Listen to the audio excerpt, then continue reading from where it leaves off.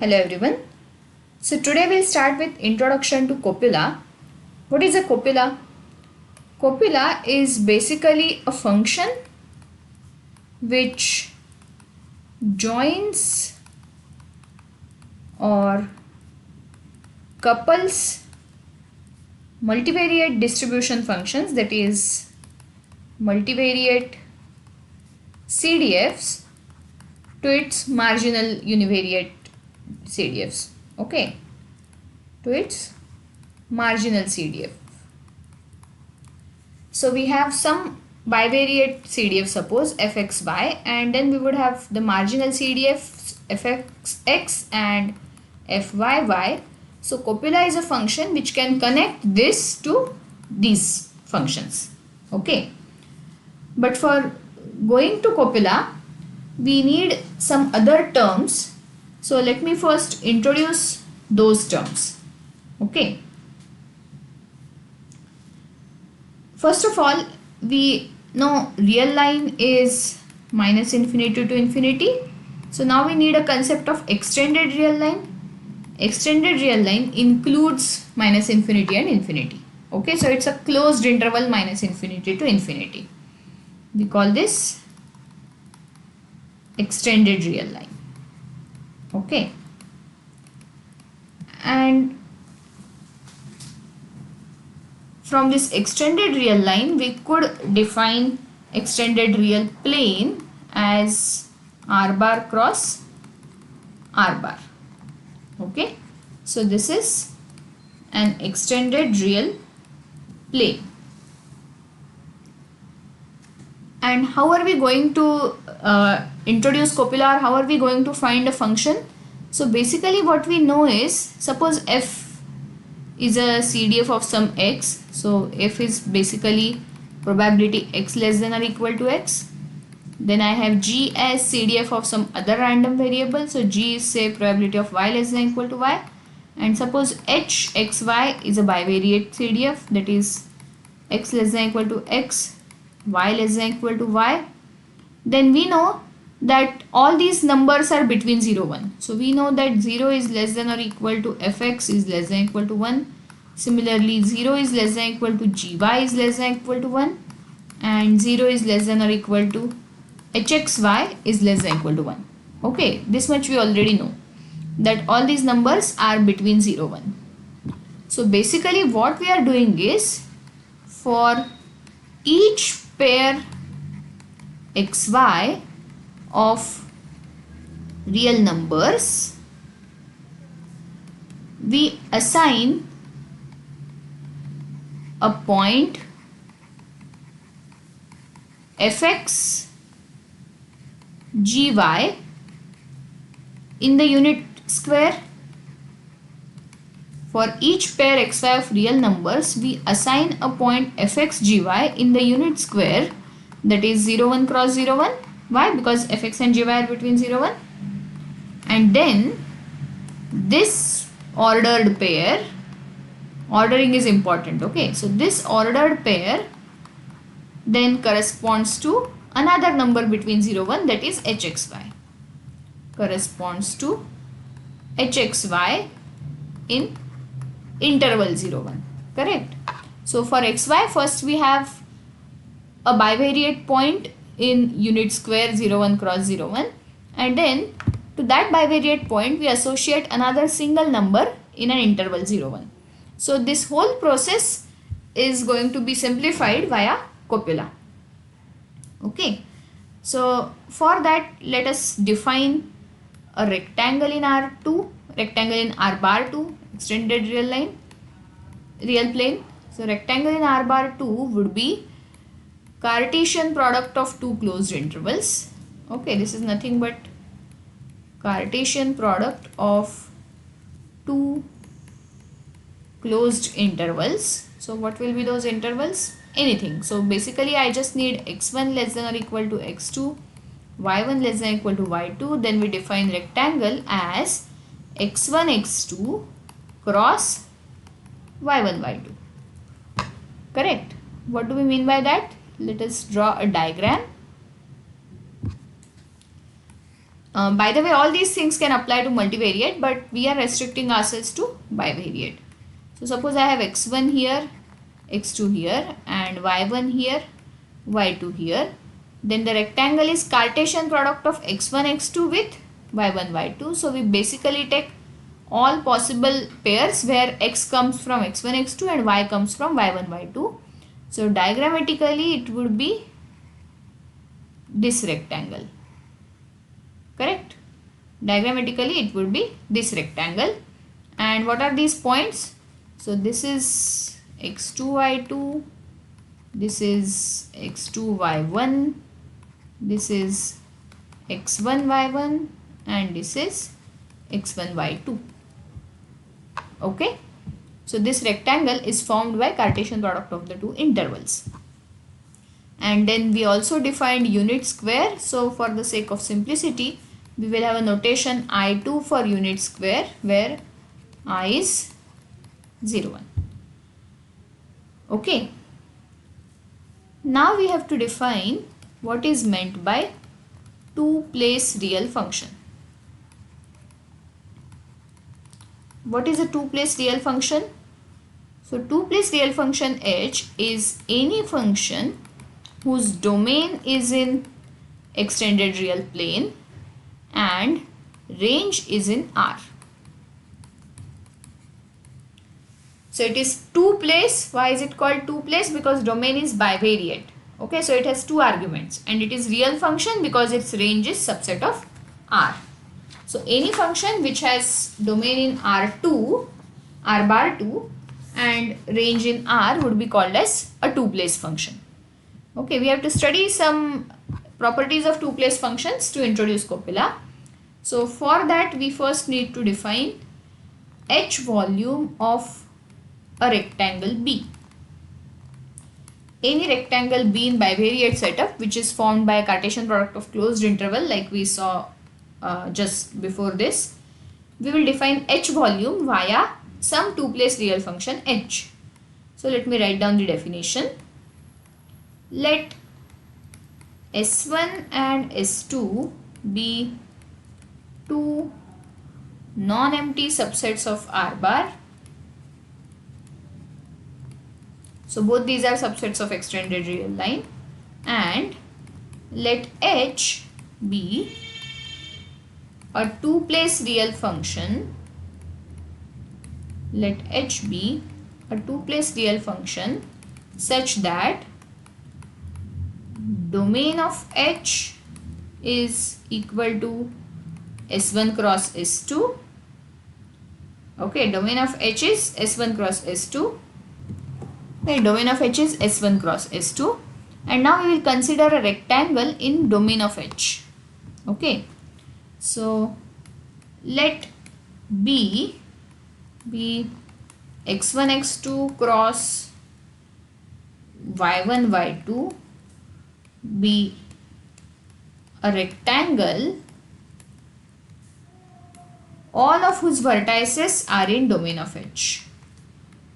All of whose vertices are in domain of H. Remember, we don't bother about in between points. Okay. Vertices have to be in domain of H. In between points of that rectangle can be outside H. Right now we don't care. Can be outside domain of H. Right now we don't care about that. Okay. And then we define H volume of B as VHB is the notation, and we define it as H x2 y2, the right top point, minus H x2 y1 minus H x1 y2 plus H x1 y1. Okay, so what are we doing and why we are doing this? So let me take x1 x2 y1 y2. So if you remember, You had something like this in the properties of bivariate distribution function. So h x2 y2, so we know point x2 y2 is here. So let me complete the rectangle so that we can see the vertices.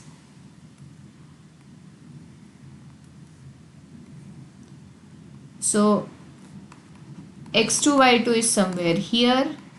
This is x2 y1. This is x1 y1 and this is x1 y2. Okay, so if suppose we take h as bivariate CDF, then we know h at x2 y2 would basically be probability of this region, this entire region, everything to the left of this line and below this line. Okay, this entire region. Then from that we are subtracting h x2 y1. So h x2 y1 is here, correct? Point x2 y1 is here. So now from that we are removing this region.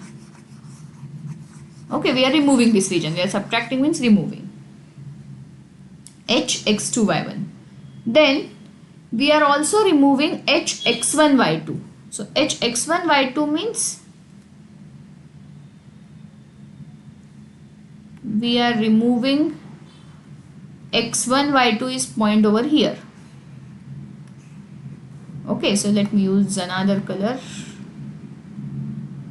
Okay, so from that now we are removing this region, the orange region. Okay, and now what has happened in the process is, now consider what should I take? Okay, so consider this region. This region is being subtracted twice, so I need to add it once. Okay, this is being subtracted twice, so I add it once. So basically what we have done is we have removed all the colored regions, and hence what we are left with is this region. Okay, so we are basically left with probability of this rectangle if we are considering a bivariate CDF. So this is nothing but h volume of that rectangle. Okay, so now you must have understood why we are introducing h volume concept in this way, because had it been a CDF, it would actually be probability of this rectangle, and we want to finally connect all these two increasing functions, all these two place functions to CDFs, because we want to introduce copula, and copula is related to CDFs. Okay, so that's why we have taken in this way. This could also be written as differences, first order differences or second order differences. So for example, I could define difference with respect to x of hxy. So that would be h x2y minus h x1y, correct? And then I can take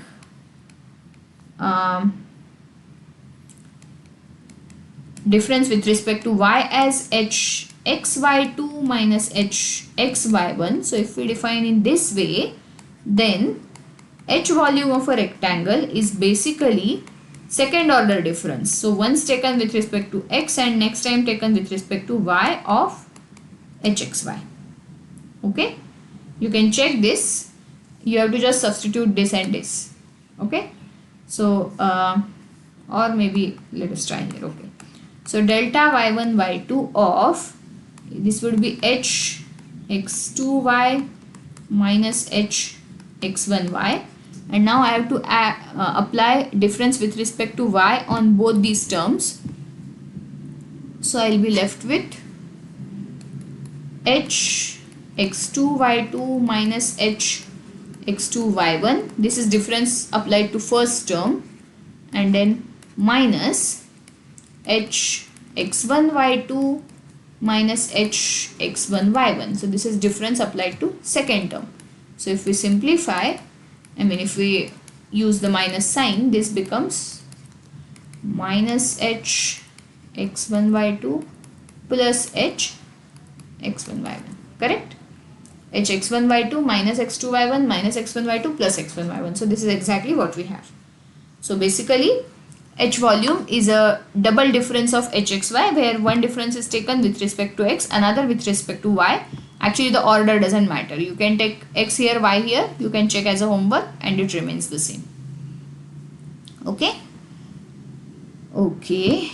Now, let us define one more condition. So, we define something called as two increasing function, or it is also called as quasi-monotone function.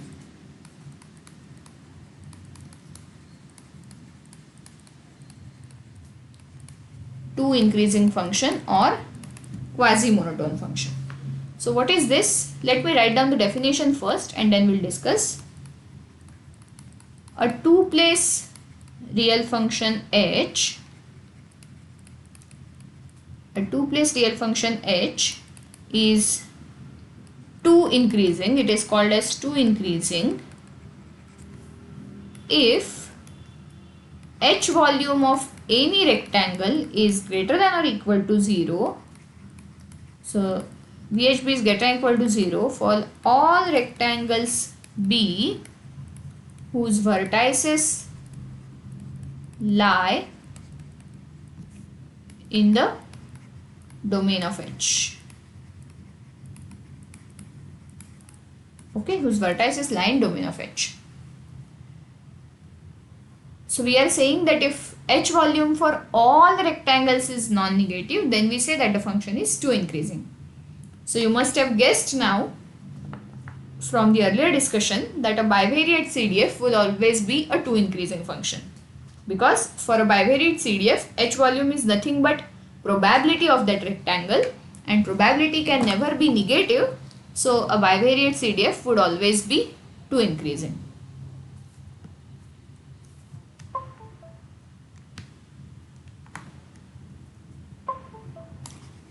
A bivariate CDF will always be two increasing. It is obvious in the definition itself. Okay. Now, similar to two increasingness, we also know increasingness in individual argument, right? So, what is increasingness in individual argument?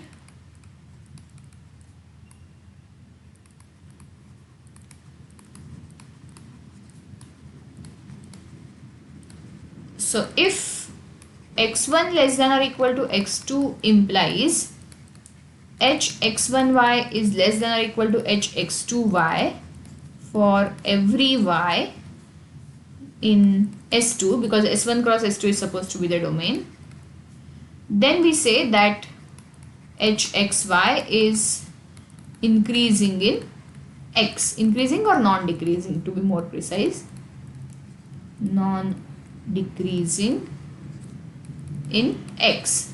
Okay, similarly we can define for y. But two increasingness is not equivalent to increasingness in single argument or individual arguments. Okay, increasingness in individual argument, they are not equivalent. We will see two examples, one where it is increasing, where the function is two increasing but it is not increasing in individual argument, and the other where the function is increasing in individual argument but it is not two increasing. Okay, so let me take the first example. So let me define h on xy. So let h be defined on I2, the unit square, as hxy equal to maximum of xy. Okay, very simple function. Hxy is defined as maximum of xy. So if x1 is less than or equal to x2, then maximum of x1y, can I say, is less than or equal to maximum of x2y? Can I say this? Let us check. So x1 is less than x2. Now there are three possibilities. Y can be either here or here or here. So in this, let me name these possibilities 1, 2, 3. In possibility 1, maximum of x1 and y is x1, maximum of x2 and y is x2. So maximum x1y is less than or equal to maximum x2y. In second possibility, maximum of x1y is y, but maximum of x2y is x2. So the relationship still holds. Maximum of x1y is still less than or equal to maximum of x2y. And in third possibility, I will have y on both the sides. Okay, so this happens, and therefore h x1y is less than or equal to h x2y. Okay. Similarly, you can prove that if y1 is less than or equal to y2, then h xy1 is less than or equal to h xy2. Okay, you can easily prove it. This is homework.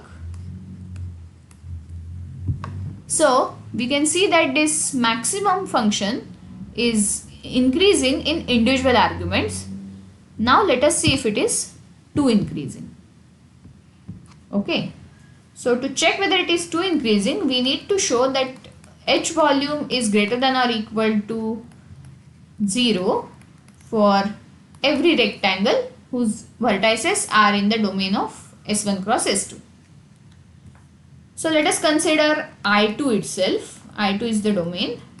So this would be h at 1 1 minus h at 1 0 minus h at 0 1 plus h at 0 0. Correct? I am just writing the definition of h volume. Maximum of 1 1, because h is a maximum function. So maximum of 1 1 is 1, maximum of 1 0 is 1, maximum of 0 1 is 1, and 0 0 is 0. So this is what? Minus 1 plus 1 gets cancelled. So this is minus 1, which is less than 0.